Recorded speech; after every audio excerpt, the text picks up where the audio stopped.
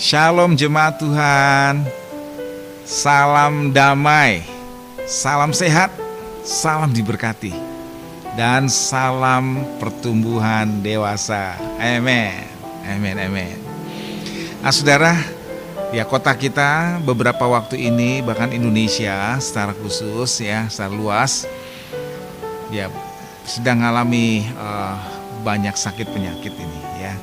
Batuk, panas, pilek, ya berhubungan dengan Omikron yang sedang merajalela juga. Jadi kita harus tetap jaga kesehatan ya. Dan saya percaya kita semua yakin bahwa Tuhan memegang kendali atas segala sesuatu. Ya. Bahkan apapun yang menimpa saudara dan saya, Tuhan ada di sana menyertai kita. Dan Ia ingin agar kita bertumbuh bahkan di masa-masa yang paling sulit. Ia ingin membawa kita kepada kedewasaan. Ya, ingin keputusan kita, respon kita dewasa dalam masa-masa yang sulit. Ya. Nah, saudara, kemarin saya telah sampaikan untuk menuju kepada kedewasaan rohani dalam kekristenan kita. Kita harus menapaki tangga pertama, yaitu satu iman. Jadi dalam kekristenan kita nggak boleh iman kepada yang lain selain Yesus Kristus Tuhan Juru Selamat kita. Nggak boleh ya.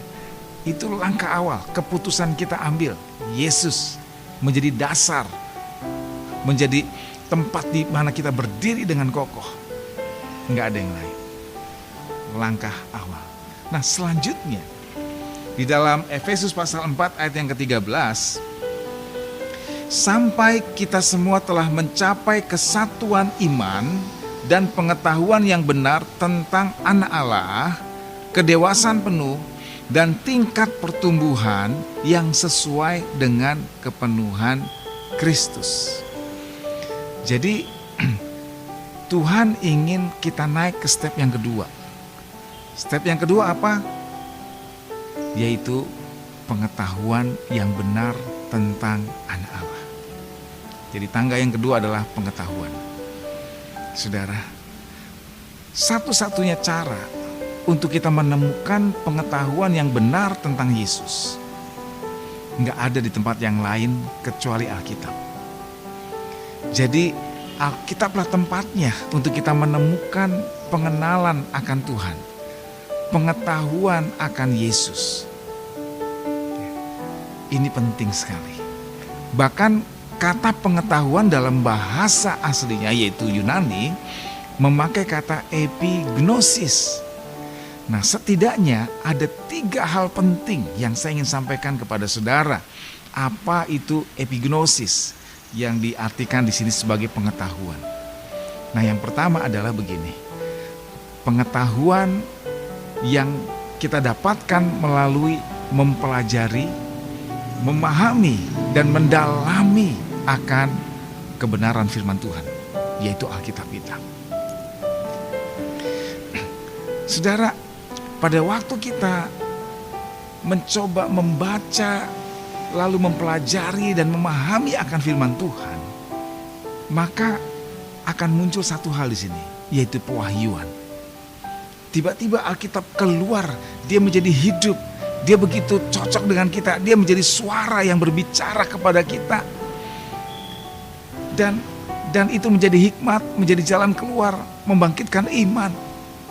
Pewahyuan keluar. Nah, ini menjadi pegangan kita. Saudara, betapa pentingnya firman Tuhan yang menjadi di mana Tuhan mengarahkan kehidupan kita. Makanya penting ya kita membaca firman Tuhan ini. Jadi pengetahuan ini adalah pengetahuan dengan mempelajari, mendalami, dan mendapatkan pewahyuan dari firman Tuhan. Nah, langkah selanjutnya adalah begini. Saat kita mendapatkan pewahyuan, maka pengetahuan yang kedua adalah dengan mengalami firman. Mengalami firman.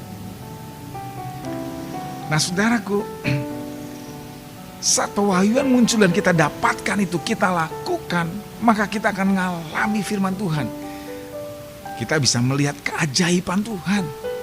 mujizat Tuhan, jalan keluar, pemulihan, kesembuhan, ilahi kelepasan. Bagaimana kita diberkati oleh Tuhan. Betapa luar biasanya. Jadi pengetahuan ini adalah dengan cara mempelajari, mendalami, memahami, lalu mendapatkan pewahyuan, kita lakukan. Dan berikutnya kita mengetahui dengan mengalami firman Tuhan. Oleh karena itu, ini waktunya untuk kita berkomitmen, mumpung ini masih awal tahun, untuk kembali membaca firman Tuhan, mendisiplin diri kita membaca firman Tuhan. Karena ini penting sekali untuk kita dapatkan pewahyuan dan dapatkan segala kebaikan Tuhan, mujizat dan segala hal yang luar biasa yang dari Tuhan. Amin, saudara. Ayo, saya mengajak saudara dan saya, kita semua, untuk kembali berkomitmen dan mendisiplin diri kita membaca Alkitab.